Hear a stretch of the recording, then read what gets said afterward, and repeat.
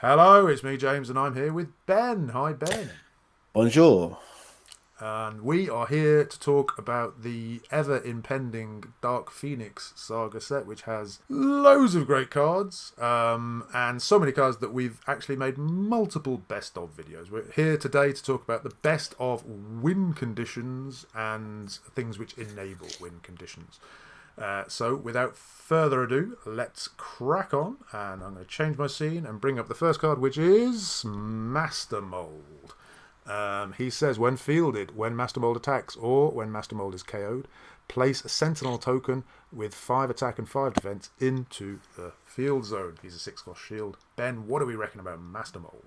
Yeah, I think I get kind of mixed feelings about tokens in general. I'm probably the least excited about this of all the Wincons on this list. But it probably at the same time is probably the best one and the one that we'll see, maybe not. But the one we'll see definite play, already has seen play with some people. And on the surface looks very, very strong. Tokens, of course, are very powerful. I find them a little bit fiddly in general, but the fact that you can generate so many and get +5/+5 army quite quickly is a potentially quite frightening thing. Indeed, we've obviously seen this sort of thing before in the God Catcher, but it's a 10-10, so it's much bigger. But the pace is much slower in my sort of limited experience. This Master Mold pops them out quite frenetically, and it can get overwhelming pretty quickly, I think. It's an interesting kind of balance between the two, I think, because Godcatcher, you're right, it does take more investment over time to get multiple out. Whereas Master Mold, the kind of initial buy of the 6 cost is difficult. Once you get over that initial hurdle and it starts flowing, then you can spam out a lot quite quickly. Pop up like mushrooms. It'll be an interesting kind of to see what happens. I mean, I don't really like Godcatcher anyway. I don't really play it because of the token thing. Yeah. How do we deal with tokens? Same. Well, that's kind of why I don't like them, because they are so vulnerable to one specific. It's kind of weird because they're not very vulnerable at all, which is great. They don't like succumb to Spider-Man or Pip or spin down control we have. But they are vulnerable to Intimidate, which is obviously a really good keyword and has always been a really interesting and very functional keyword that's got better, I think, over time. If a token leaves the field zone for any reason, it ceases to exist. It disappears in a puff of smoke. So Intimidate literally makes it leave the field zone. Yeah, and this Gazer is probably the best Intimidate we've had so far because it's so cheap. And you can kind of... It's interesting with Master Mold because you're wanting to be attacking with Master Mold, so that does give your opponent advantages. For example, they can block with the Gazers and cycle them that way. So that is kind of an interesting balance. Whereas with Godcatcher, you kind of leave them on the field until you're ready to do the unblockable swing with the 10. Yeah. Another way to get tokens out of the field might be to knock them out, and we could use the old Rachel Summers and Hope, also known as Hopal combo, which might be useful because it can take out, it basically takes out the whole field, and once they're gone, they're gone. You have to start making them again. Yep, our first Hope mention of the Indeed, list. of many. But yeah, no, I think that this combo Hope Rachel's definitely going to see some comeback because it's such a good counter to Master Mold, and it was a good counter to Godcatcher as well. Yeah, because anytime the tokens are KO'd, they're just gone. Yeah. But Master Mold's definitely going to see some kind of people. The type of person who's going to like Master Mold is going to really like Master Mold. You know what I mean? It's a very aggro focus. Yeah, get as many big dudes out as possible and just keep attacking with them. Indeed, I can see myself playing a bit of that. You and Spug for sure. Yeah. Let's crack on. The next one we have, I think, is Jubilee, X-Men field leader, and she is basically a straight reprint of Human Torch from AVX, and she deals a damage to your opponent and a damage to a target character every time you field a character. This is my least favorite card I think I've ever played against. Human Torch I just hate. It's just so irritating. It's just so pathetic and annoying and frustrating. It just feels like your opponent somehow rolls like tons and tons of characters all the time, and you just a little ping here and there, ping here and there. I don't think it's a win condition in and of itself, but can be paired up as we're going to see, I suppose. But for a 4 cost, Julie's always had decent stats. And this is a very, very irritating ability. Of course, with the Human Torch, you kind of had it as a backup thing with the Green Goliath Hulk, which kind of you dealt damage to the Hulk, and then he did like a massive amount of damage to your opponent's field. So you had that kind of benefit. Whereas we don't really have any characters that do stuff when they take damage that are particularly effective. Yeah, and we've got, in fact, in the form of Thor, we have kind of the ability, except he deals 2 damage, not 1. But he deals it to either your opponent or a character, so she's basically splitting it effectively. Yeah, exactly. And Thor is definitely a more aggressive form of this. I mean, you only have to field 10 characters with Thor, whereas with Jubilee you have to field 20 to kill your opponent. Unless you go with Hope again. Number 2. Mention number 2. And she can copy Jubilee, and they can both coexist in the field, and they have different names, so it's not a straight duplication of Jubilee. They will both trigger every time you field a character. So now you can do 2 damage to your opponent and ping twice of your opponent's dice every time you field something. Bit like the Godcatcher and Master Mold kind of balancing act. With the Master Mold, it's a 6 cost. With the Thor, it's a 6 cost buy initially, whereas you can kind of, so it's harder to get into, but when it gets on the field, it's more effective. Whereas this combo, easier to get to, easier to set up. And if you want to fill some sidekicks, there are globals to do that, but there's also this Lita, fan favourite, one of my favourites. While she's active, at the end of your roll and reroll step, you can spin any of your psychic dice to their level 1 superstar phase. So you could field 4 sidekicks at the same time, maybe more. Yeah, potentially. With stuff like Walk with Elias, where you can send sidekicks to your prep area, for sure. Yeah. What can we do to stop this nonsense? Black Widow Agent, and then obviously from this new set is the Mystique, right, which basically stops any kind of ping damage to both. Stop single pings, so it wouldn't completely nerf Thor, but it would absolutely take the wind out of Jubilee sails, even if you had her with Hope. Each one of those is only doing 1 damage at a time, so they would both be stopped, both to the opponent and the character dice. So that's pretty good. We talk more about Mystique. Actually, I talk more about Mystique with Spug in our control and removal vid. Do check that out. I'll put a link in the description. Right, let's crack on. Let's get rid of that. And the next one is one of your favourites, I think. Much Colossus. More my speed. Yeah. Colossus Piotr, who's a 6-cost fist, and says while he's active at the end of your turn, each of your level 2 or 3 character dice deals your opponent 2 damage, not 2 per Colossus die if that needed repeating. This is pretty much straight up reprint, except for the cost of the old Colossus rare from AVX. Ben, talk to me about Colossus. Yeah, I mean, this Colossus I love with the I played this Colossus team as a win condition for the global escalation at Worlds, and won that tournament, and he was a 7 cost then. So with a 6 cost, wow, it's much better. And so much easier to get than there's a big difference between 6 and 7. You could buy this turn probably 3 quite easily, Colossus. And then it just sits there and it kind of laughs at your opponent. Which is the horrible thing to do. Mystique kind of nerf it a little bit because each character deals the damage, which is kind of an interesting thing. It's not Colossus doing it in one big chunk. It's each individual character doing the damage. But even then, you just need to have basically 10 characters at level 2 or 3 and then just sit there and be like, and now I pass priority to you. You can't do anything. Okay, I'll end my turn. And how can you make it even more horrible? I mean, you just... Hope mentioned number 3. So again, then you're doing 4 damage per... Yep, each character's doing 4 damage. That's horrible. Yep. I know, it's ridiculous. It's crazy, isn't it? No, each character is doing 2 lots of 2, right? So 2 lots of 2, so it would be reduced. Yeah. But I mean, you can get that Hope set up even quicker than Colossus, even if you're kind of...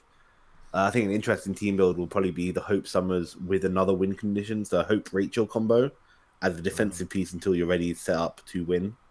I think this Colossus is probably a good choice for that. So you kind of get Hope out early enough, you keep defending yourself with Rachel, Hope, and then when you're ready to win, you just copy Hope with Colossus and then just win. And you wanted to mention this card, Jubilee, Jubilation Lee, who when attacked, she deals 1 damage to your opponent for each other attacking bolt character. Well, I think there's a couple of things with the Colossus which are very interesting. With the new sets, we've been given an explicit alternative win condition, but I think we already have. This is the earliest example in my mind of an alternate win condition, because you don't have to attack or do direct damage in a traditional way. You kind of just get characters out in the field, and then when you pass priority and deal damage. So it can. I think it's very similar to Jubilation Lee in that she also works if you get all 5 of the Jubilation Lees out and can attack with them, you automatically win the game anyway. It's kind of a nice balancing. There's examples of cards I love because they have that mid-range kind of ability to let you go either fast and quite aggressive and do like little bits of chip damage, or kind of get that big swing in at the end. Yeah. You mentioned alternate Wincons. This is the official alternate Wincon. It's the Hellfire Gala, a promo from the Dark Phoenix set. And basically, if you've got 16 dice in the field, when you use this action die, you win. That's yeah. Right. Oh, no, not your field, sorry. The whole, both your field opponent zones. And your field zone. Yeah, so I think this is both an interesting kind of comparison between them both requiring you have to have massive things in the massive amounts of characters in the field to win, which is fun. Also, Hellfire Gala kind of act as a counter to Colossus. If your opponent is walling up with a bunch of stuff, and you have that threat of the Hellfire Gala, that's an interesting decision for your opponent to make. Do I kind of sit with these characters and risk you being able to field a bunch of sidekicks with Hellfire Gala, and then just winning, or do I kind of attack here and there? Try and get some stuff out of my field. So it'll be an interesting balance if these two see kind of a lot of play. Let's crack on to the next one, which is this is kind of my choice. The Frontline basic action card. Unblocked attacking character dice gain +3 attack until end of turn. It's a reprint of that card, and that saw quite a lot of play in 2 forms. Really, there was the one with Ultraman or Beholder, which triggers all the basic action dice simultaneously, and also one where you just had a bunch of globals and got loads of sidekicks out really quickly, and then pumped them with the front line, so they were all 4 attack, and hoped that you had 5 more characters in the field than your opponent. I very much want to see a golden team with Ultraman as its focus, with Frontline and Hellfire Gala, because Hellfire Gala obviously gets the sidekicks out, and then you have the kind of it'd be interesting, right? So you could kind of play that risky game where your opponent doesn't want to have too many characters in the field again, so you can have that Frontline big swing. Frontline's a pain. It's 5 costs. I think it's a good balance for it. I think it doesn't make it too powerful, but if you can invest in them, it's a very good card, and the global's pretty decent as well. The pumping aspect of it, I think we wanted to talk a little bit more about with. And previously we had Green Lantern Willpower. So we're talking about kind of classic ways that pumping stuff was good. So the Green Lantern was my favorite back in the day, and this was a 6 cost and only gave your people +2/+2, whereas Frontline's 5 cost and it gives +3. Right, and then we moved on to, and then we got bonkered, and then we went a bit skew-whiff. Half Elf Bard, which just gave everyone massive amounts of pump and crazy shenanigans. Fortunately, that's not being reprinted in Dark Phoenix. It's not, but we do have a card that is pretty close. I mean, yes, let's crack on with this one. Cable, high stakes. When Cable attacks, double the printed attack of all of your other character dice. Doubling most things printed attack is almost as good as what Half Elf Bard did. So yeah, this is definitely going to see some play, especially with teams that can work out how to go wide quickly. Lots of cheap characters with decent attacks. Yeah, and Cable is of course an X-Man, so that does raise the ugly spectre of perhaps the fourth of Hope Summers. So you can get him out cheaper effectively by copying with Hope. Can you double the double? You cannot in this circumstance, because how Hope works is she takes the text and basically replaces her name with the character's name that she's copying. So it would be Cable. When Cable attacks, double the printed attack of all your other character dice, and Hope would read when Hope attacks, double the printed attack of all your other character dice. And this word is specifically to be printed attack. So doubling the printed attack 5 times still only just doubles the printed attack. You only get the double once effectively. Yeah. But she makes him cheaper, which is handy. And can we think of another way, perhaps, of doubling? We can think of another way. With Mr. Lawler, ringside announcer, who's well, his global says pay a fist, target blocked or blocking superstar deals double damage. Obviously, much used with Becky, for example. Presumably, then that would work because you've doubled the printed attack with Cable or Hope, and then you double it again with this global or indeed the action die. Yeah, so with the actual action dice itself, you can get lots of characters. I'm thinking maybe the cheap Beast in this set, which has a 3 attack and overcrush and a 2 cost. So you can get a few of those out, 3 or 4 of those out. You're attacking with 6 attack beasts, but then double, so 12 attack beasts. You can easily get 3 of those out with a Hope. I mean, that would not be too difficult to do quite quickly. I would want to get out big characters so I can have 40 attack and I mean, never get it through, but you know. Jumping back to the good thing about Jerry Lawler, I suppose, and I mean it has to be this way, but it does rely on your opponent blocking them, so you have to get over the blockers somehow. With the overcrush is the normal way. But yeah, I was thinking about the master mod. I was thinking about master mod. If you can get all those 5 attack tokens, which become 10 attack tokens suddenly, and then if you find out a way to give them overcrush. Nice. Speaking of which, yes, let me get rid of that, and we're going to move on to things which are perhaps more enablers than Wincons in themselves. How do you get this massive damage through? Well, you could use Psylocke Telepath, just a 2-cost mask who, when fielded, she gives a target character die overcrush, and this is I'm pretty sure it's almost a straight reprint of Mary Jane MJ.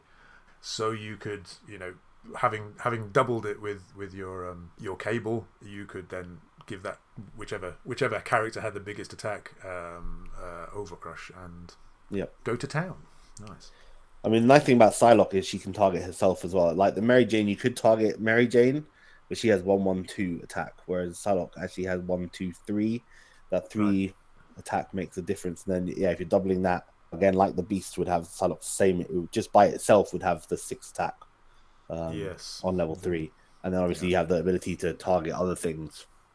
Also a shout out probably to our old school Pim Particles. We have another one. Mr. Sinister, right? Okay, so the Mr. Sinister global, which reads pay 3 generic target character die gains overcrush. So this is another way of bequeathing the ability on a character die. Mr. Sinister is an interesting one because it's at global speed rather than having to buy another action and line that up. It's quite expensive paying 3 energy, but to win you the game, I mean, sure, fine. Money well spent. Yeah. And what would be an interesting character to use that on? I think you had a suggestion, didn't you? So we were thinking about characters with high attack, and there is no character, well, there is, but not many characters in Modern with a higher attack than a Stomper. Big boy. Stomper. Well, I just thought it was funny being the idea of being able to you could double Stomper's attack and then give him overcrush, which is 1836 attack, which would be funny on top of it. Also on top of that, he's KO'd 2 target opposing character dice to get rid of any defenders, and then it also has range 2 as well to get rid of maybe a 3rd defender. I mean, that's just funny to me, and I would really like to see someone run that team. It would be ridiculously expensive, but would be incredibly entertaining. And if overcrush is one way to get damage through, we do have one more way, which is another new card from the set, which is Phoenix Rare. She's a 6 cost. When Phoenix attacks, opposing character dice with less than 4 attack can't block. So also helps potentially with overcrush, but certainly it's an alternative way. If all of your characters have got doubled attack, you don't need to get too many of them through, and if they can't block with their sidekicks, nice. Yeah, the Cable is like one way of looking at it is being able to get over things with big defense, whereas Phoenix is a way of dealing with a team that goes very wide defensively. Yeah. With lots of sidekicks and stuff. Yeah, so this eliminates all. I mean, even if it was a 6 cost that said when Phoenix attacks, opposing sidekicks can't block, that would still be pretty good. Yeah. So the fact they buffs that up a little bit more, and then anything with 4 attack can't block is brilliant. Especially I'm thinking about with like the gazers and stuff, where we were talking about earlier. One of the good things about gazer is that if your opponent attacks, you can block with the gazer and get it killed and cycling. Actually, that eliminates that. Yeah, nice. And of course, the obligatory mention of, since it is a 6 cost and excellent character, we've got Hope Summers again. You can copy that ability. I mean, it's not, you're not going to want to double it up, but you can get it for cheaper. And there is perhaps an issue of how we might deal with nasty people who might want to use this horrible card against our overcrushing or massive attacks that you can't block. They might have this. What can we do about that? Well, we could be jerks. The answer is Gladiator, who has this global, I think, on all his rarities, which says, pay a fist when you attack. Your character dice can't be the target of action dice or global abilities. And also, I mean, Gladiator is an excellent target for kind of this overcrush manipulation, giving it the kind of, because it has bonkers stats as well. That global's a reprint, I should say, probably of Doom Caliber Knight, which caused mayhem back in the day. Yeah, not being able to do anything to your opponent is very, very disheartening. You just sort of sit there and take it, basically. Yeah. Okay, so we've talked a lot about... We have talked quite a lot, I think, if we just get rid of those. We've mentioned one particular card quite a number of times. It's safe to say that Hope's going to be around. Yeah. Yes. And although this video is mainly intended to concentrate on Wincons and stuff, it would be remiss of us not to mention perhaps a counter to the Hope's role in many of these Wincons, which is this card, David Ken, Shi'ar Civil War. His tech reads, when David Ken is active, opposing character dice with purchase cost of 3 or less lose their abilities and are free to field. Thanks for letting me field them for free. So that would how generous. Yes. Put the kibosh on Hope, rather. If you want to hear more about that, please do check out our other video on the Dark Phoenix Saga about control and removal. He gets a bit more of a feature in that. We should probably stop there. Thank you very much, Ben. It's been a pleasure. Thank you, everybody, for watching. I hope it's been interesting and useful for you. If you have any other suggestions for stuff that we've missed or any questions or anything we might have got wrong, please let us know in the comments. Don't forget to subscribe and don't forget to check out the other vids. Thank you very much indeed for watching. Take care and bye-bye. Bye.